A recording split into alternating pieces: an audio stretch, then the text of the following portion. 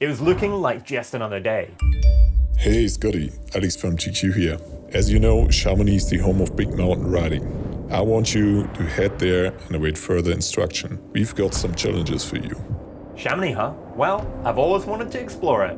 The coordinates for the start of Challenge 1 are being sent now.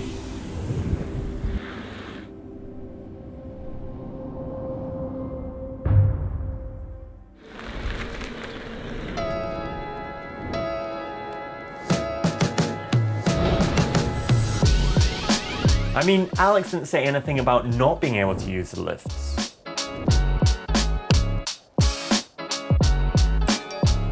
To kick things off, get up on a ridgeline and snap a banger with Mont Blanc as the background. You've got until last light. I got a couple of tip-offs, and the Pisset's ridgeline was apparently one of the best places to capture the sunset from, with outstanding views of Mont Blanc.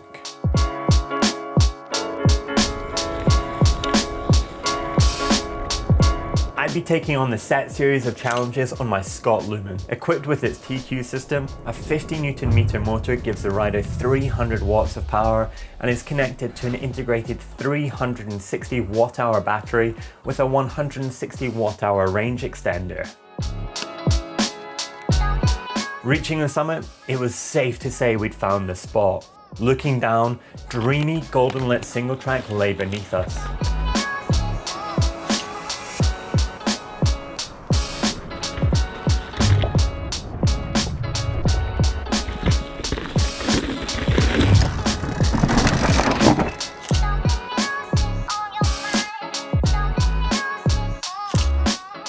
Nice shots.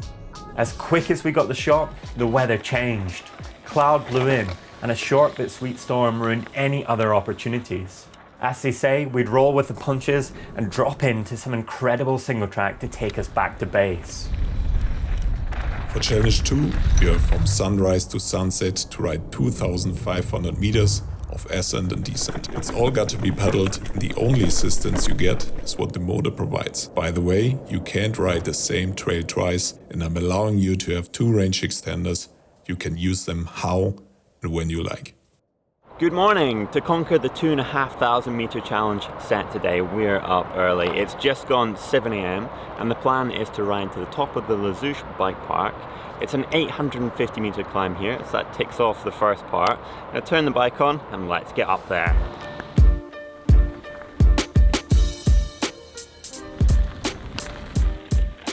We've made it to our first high point of the day, climbed 900 meters and beaten the lift. I've used 88% of battery, and I worked out that for every 10 meters climbed, I was using 1%. We're now going to drop into a red trail that will take us all the way down to where we started.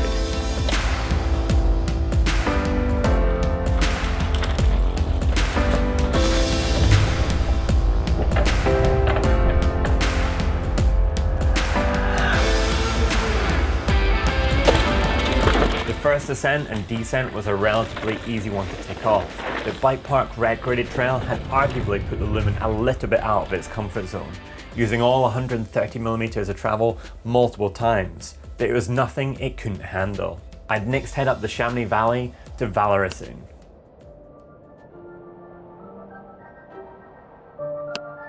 I'd swap out the range extender and start climbing. It was straight into an alpine climb on loose and hard-packed gravel. Second climb of the day done, and what a place to be. You can just about make out Mont Blanc. You can see the Pisset's ridge that we were on last night, and we've climbed up 700 meters in just under an hour. We're going to drop into the trail. It's in the open at the start and then goes into the trees. The terrain was incredible, and this single track matched it. Flowing down the mountain, I was in my element, tackling alpine switchback after switchback. Whilst it wasn't a race, I was up against it with time. I had to be smart, riding sensibly and keeping composure, remembering I'm in the big mountains. At this point, I ticked off more than 1,590 meters of ascent and descent, and I have to get one more different location in. Heading back down the valley, I'd begin what would be my final climb for the day. The route was a bit of an unknown, but it had been suggested as it had some of the best views of Mont Blanc, and I'd agree. The ascent just kept getting better and better.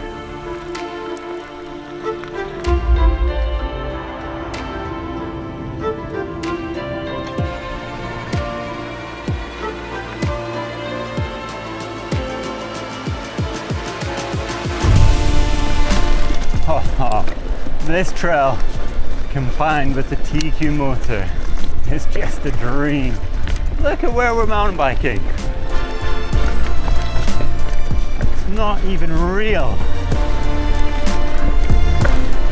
I made up some good time on this climb and I was on track to reach our summit ahead of the sunset, but the ridgeline that looked rideable on paper wasn't. It was hike-a-bike time.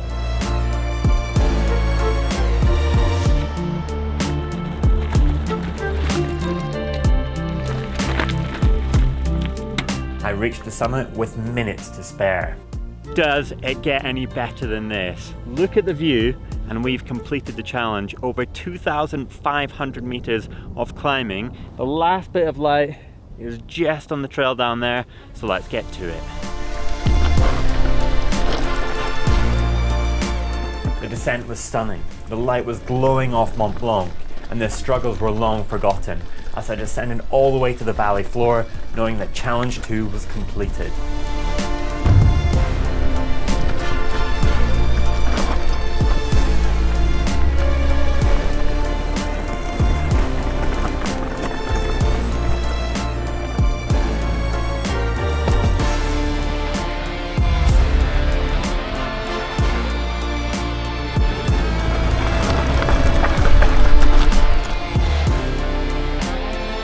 Great work, mate. Fuel up, get some rest, and get ready for another adventure tomorrow.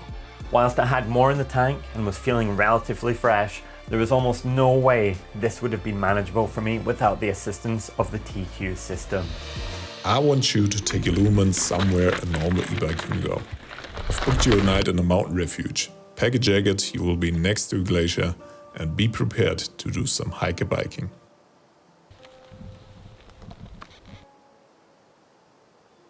First proper glimpse of the refuge just up there. Well, I say just up there, we've still got a long way to go. The kind of hardest bit of this so far is just the on and off the bike and the pushing, the hike-a-biking. And I think it's only going to get tougher.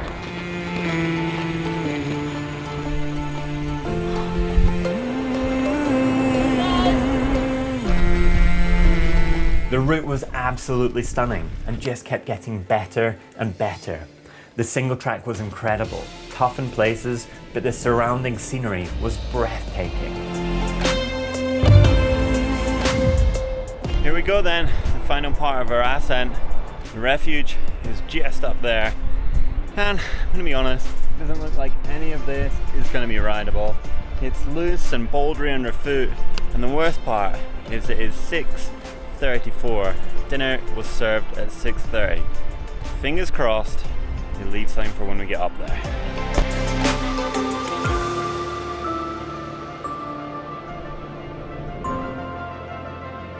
For those wondering, my Lumen weighs 16.5 kilograms, and that makes it more than manageable to genuinely hike a bike with, which when you're talking about e-bikes is something I wouldn't normally consider.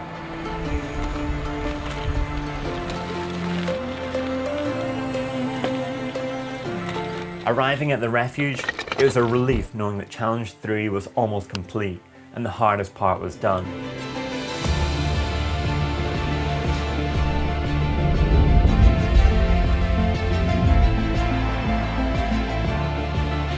Gotta say, this is well earned. That was a tougher than expected climb, but the view and the location is so worth it. I'm gonna enjoy this.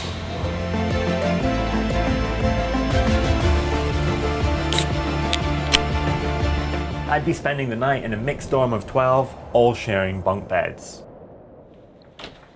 The descent today would take me all the way back down to La Tour, and I'd be descending on my previous day's ascent. On my way up, I'd actually wondered how much of it would be rideable. At times, I'd be on a knife-edge ribbon of single track, have to battle through jagged rock gardens, and tackle some serious steep and arduous sections of trail.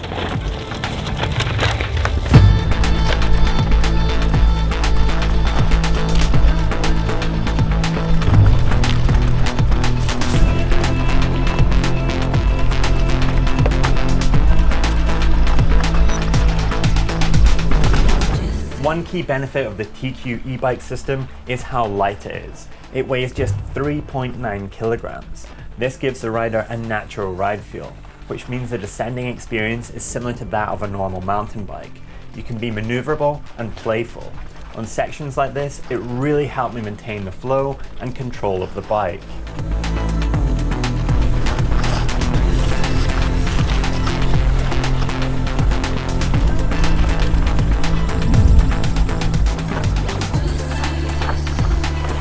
This turned out to be the highlight of the trip.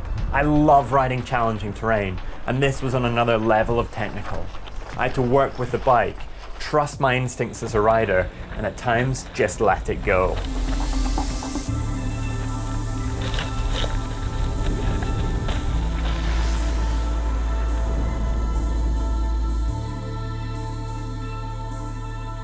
To be quite honest, didn't have the best night's sleep last night in the refuge, but that was one hell of a wake-up call. What an incredible ridge just to ride along, with the perspective of the valley and along the edge of the glacier.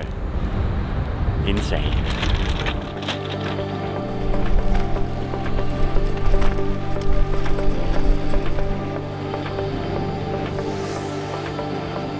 This section was as technical as the ridge, but it had a much higher consequence. Below me was a 100-foot drop, and to my right was a chain to grab on in the worst case scenario.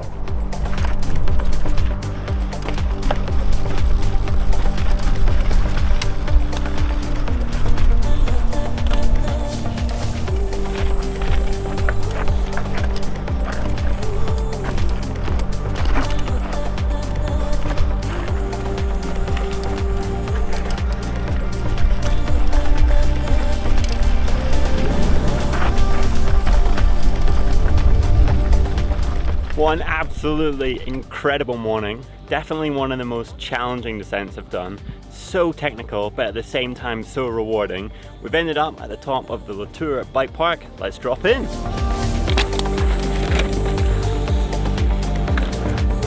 As I dropped into the final section of the Latour bike park, that marked an end to my challenges. And I've got to say, what a way to explore Chamonix.